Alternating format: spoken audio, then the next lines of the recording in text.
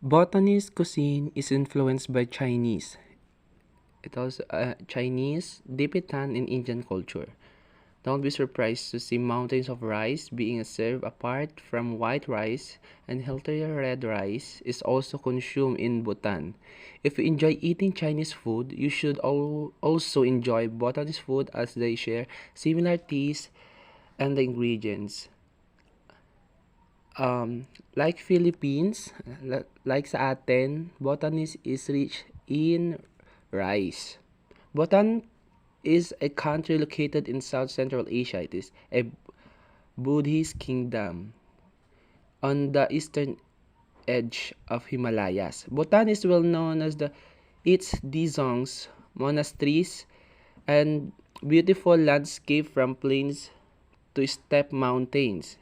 In relationship to Bhutanese, food culture is highly influenced by the country culture as well as its history and geographical landscape since it is nes- nestled in the Himalayas.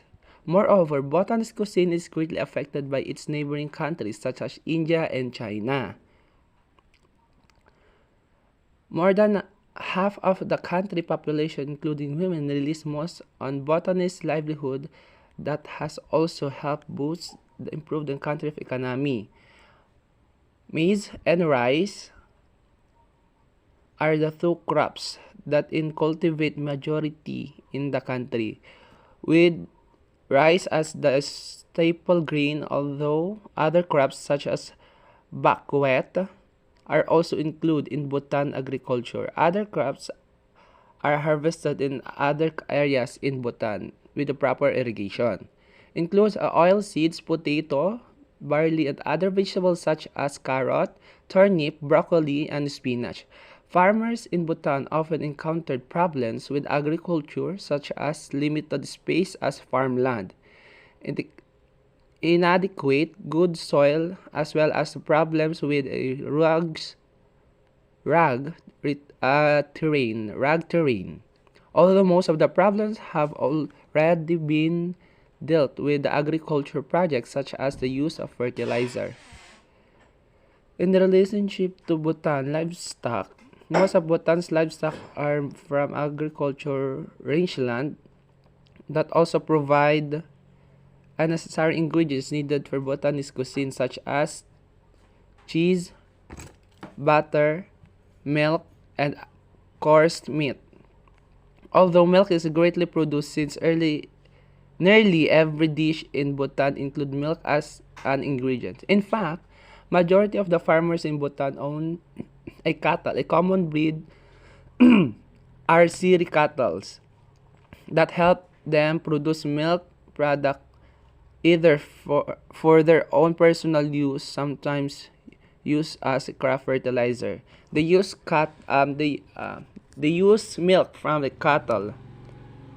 Are also and matures slowly but in ordered areas forested in Bhutan. Cattle that are considered hybrid are commonly used as they search much better as compared to cattle that are local.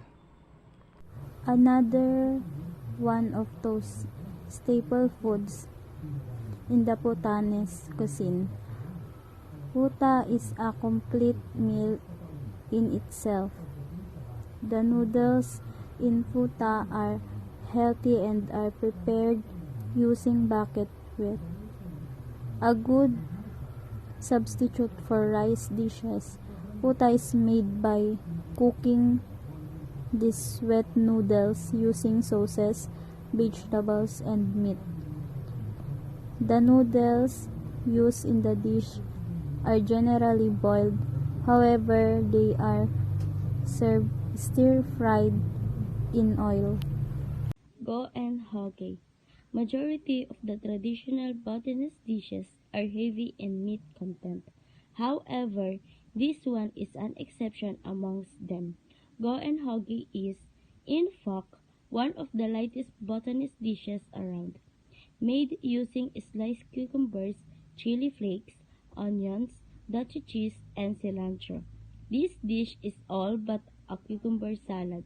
This dish can be eaten to feel refreshed and is popularly enjoyed with Russian peppersing. We all know that Bhutanese cuisine is the dishes there are majority content of heavy dishes like meat. However, this kind of dish is considered lightest dishes of Bhutanese because it consists of cucumber, onions, and chilies. Parang this is considered a salad. So pag dito, tinatawag natin itong parang salad. Ito yung go and hoge na sinasabi ng Bhutanese cuisine. Dumplings, one of the most widely eaten Asian food. Dumplings are also an integral part of Bhutanese cuisine. Bhutan serves some of the best dumplings in the entire world. Moreover, it is advised to eat dumplings of Bhutan.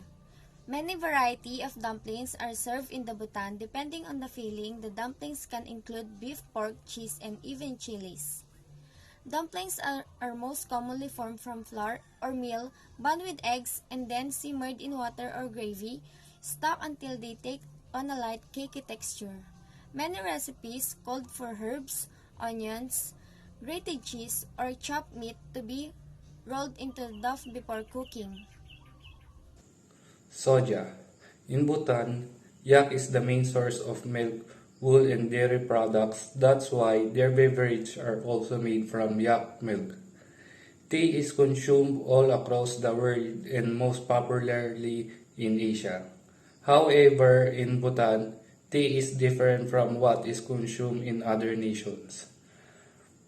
The tea consumed in Bhutan is made from fermented yak butter and yak milk, which is also really help in confronting an extreme cold, as in the most case of Bhutan. This is the one of the most popular drinks consumed all over Bhutan. In Bhutan, yak is the main source of the milk, wool, and dairy products. That's why there is beverage also made from yaki milk. Tea is consumed all across the world and most popularly in Asia. However, in the Bhutan, the tea is different from what is consumed in other nations. The tea consumed in Bhutan is made from fermented yak butter and yak milk, which is also really helpful in confronting the extreme cold as in the case of Bhutan. This is one of the most popular drinks consumed all over in Bhutan. Bhutanese butter tea. Love for its savory and creamy nature, the butter in soja gives it a salt taste, setting it apart from the typical sweet Indian tea. And this is the ingredients: 1½ teaspoon of tea, 1/4 cup of milk, 2 cubes unsalted butter, 2½ cup of water, and 1 teaspoon of salt.